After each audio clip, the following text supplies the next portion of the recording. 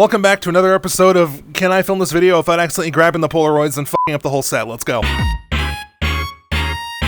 This is Caroline Consnar, creator of herself, and also a baby. Just kidding. Recently, she dropped a video announcing that she was in fact pregnant, and myself and a majority of other people in her fan base watched that video, sat back and thought, that's not real. Longtime viewers know that she's not above pulling a stunt like this because it's quintessential Caroline Consnar. She revels in the absurdly dry delivery that makes you unsure if she's even really a person and not a rat-powered AI. However, I think it got more attention than she was actually expecting because it went outside of her circle and a lot of people believed it. So much so that when she made this video announcing that she, quote, lost the baby, people were pissed. Before I go any further, I just want to say that I'm not a drama channel. I'm not interested in fucking gossiping or figuring out who's right or who's wrong because I don't give a fuck. As far as I'm concerned, everything that every person has ever said at any point in their life is all stupid and I hate all of you. This is purely meant to be another case study on what a parasocial relationship actually means. We did this with Alice Kister when they were talking about how they didn't think that their relationships are parasocial because they eventually got to know the other person and shit. Now we're talking about the other end of it, when apparently being in a parasocial relationship is just when you have basic human empathy. So here's the deal. She made the video saying that she lost the baby, quote unquote, and the joke is that it was like she physically lost the baby, LOL. And then she sits us down and she gives us a breakdown as to why she did the things she did, which essentially boils down to we don't see each other as people anymore even if we want to. Basically what her goal was is that she wanted to make a video, shut the fuck up, she wanted to make a video surrounding a fake event, a thing that's very serious that people are going to naturally want to be empathetic towards, and then pull a rug out and be like, that wasn't real, you're a fucking idiot for thinking it was real, motherfucker. I can follow what you're trying to go for, I just don't know if it, landed. For me, a parasocial relationship is when you start to watch someone enough to the point where you think that you know them, where you think that they're like your friend, or that you know enough about them to have an open line of communication or something, and that's not what you did. I think she's right in some aspects about wanting to avoid parasocial relationships, but the problem is that the social experiment didn't involve parasocial relationships. Watching a video of someone going through a big life event and then just commenting a thing of support or like expressing sympathy if it's in a negative light,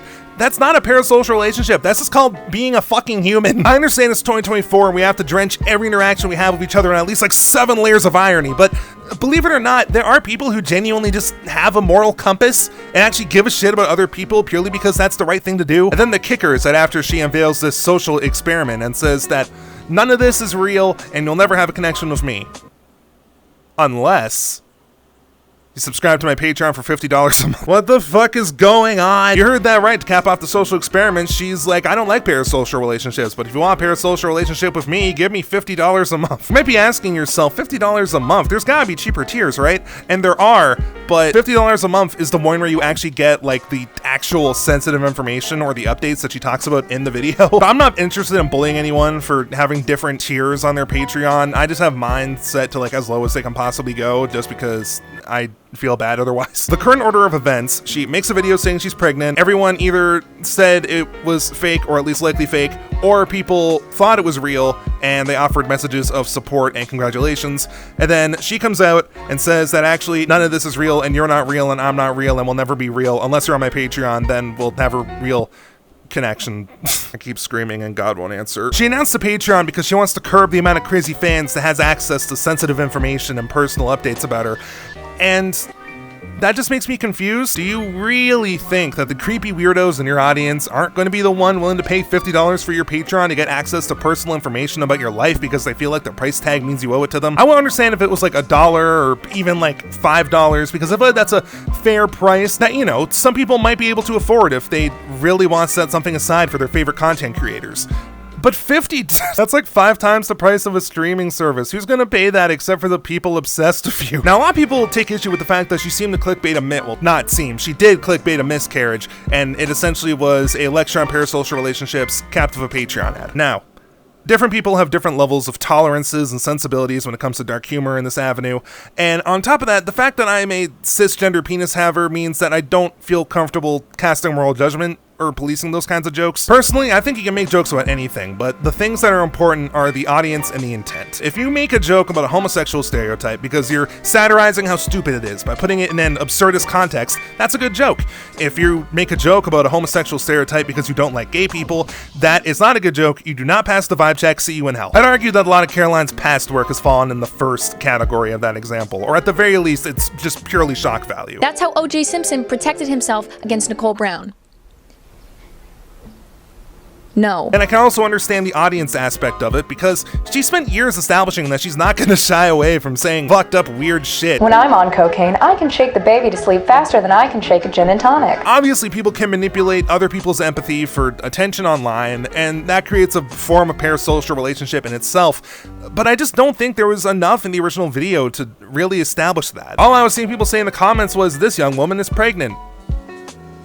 I hope she's okay." And on occasion, I saw some comments from young expectant mothers or young single mothers, and they would be expressing empathy or bravery or stuff along the lines of that, and then even emphasizing their own experiences onto Caroline and onto the video. Knowing that we know for sure now it was fake, it does feel a bit dirty. If you go back to my made up bullshit example for what makes a good joke, I feel like the intent, it wasn't wrong, but it was misguided. The problem is that when we're talking about parasocial relationships, a majority of the time, it's not that the people are lying, it's just that they're omitting stuff. You know what I mean? I omit a lot of shit about my life. There's a bunch of stuff you don't know about me, but there's also stuff that you do know about me. And I don't think I've ever actually said a lie about myself in my videos. The only time it really becomes parasocial is if you take the little stuff that you do know about me and then run with it to the point where you think we have like a connection going on. I don't know, the whole situation is a mess, and I do want to give her a fair shake because I watched Caroline since like 2019. I was around when she was making jokes like this. We have a hearse that's also a children's party bus meant for Make-A-Wish kids. And like this. Are pigment transplants possible? I really want to be black.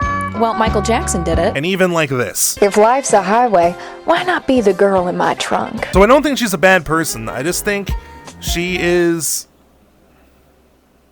What do I think she is? I think she knew that this would get a lot of reactions, which, if I was in her situation, I feel like it's almost understandable. For those of you who don't know, Caroline Consnar has actually been working on a show called Best Friends Today for last year that I've been watching, and it's actually really funny. I think he Albert Epstein, right? The only problem is that the creator of the show is Rooster Teeth.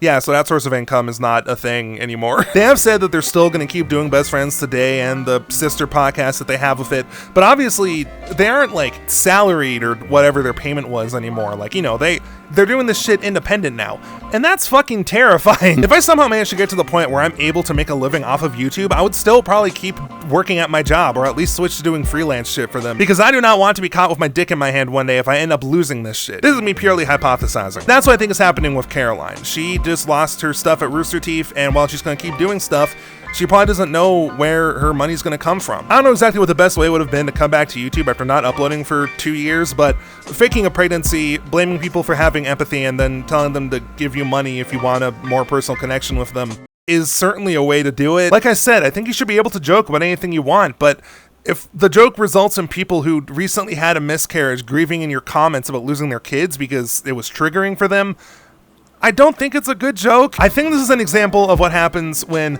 people misunderstand what a parasocial relationship is in the opposite direction. I just kind of want to offer my opinion on this. I feel like I'm a little bit more neutral, considering half the comments that I see are saying that, you know, she always makes jokes like this and y'all are just snowflakes. They don't actually say snowflakes, so if they did, I would punt them in the throat. And then the other half saying that she's an evil person who shouldn't have made a joke about this whatsoever and she's terrible. And I'm just kind of sitting here like, dog, people are just idiots sometimes. She's been doing stuff like this for 5 years, and if it took her 5 years to make a fuck up this bad, I'd say she's doing alright. Yeah, thanks for listening to me ramble for a few minutes. The video on sampling should be next week. The reason that this video is coming up now is because it's Monday night, so I gotta edit this tonight, preferably. Hopefully I can get it on Patreon in time. Speaking of patrons, Thornton, Hakaimono, Foxy Boy, Kyla Cray, 95, Fox Named Ari, Alleycat VR, Jargy Roo, Theo Firefox, Serial Saurus, Mado Kalos. I don't know where any of the names are gonna end up on screen. I just kind of pointed randomly, but you know, here's the patrons. They help feed my crack addiction. They help fund these videos. Unlike Caroline Consnar, I don't even give you the option to see my sensitive information. I feel like it'd be really funny if saying that there's sensitive information on her Patreon is a bit too, because knowing her, it probably is.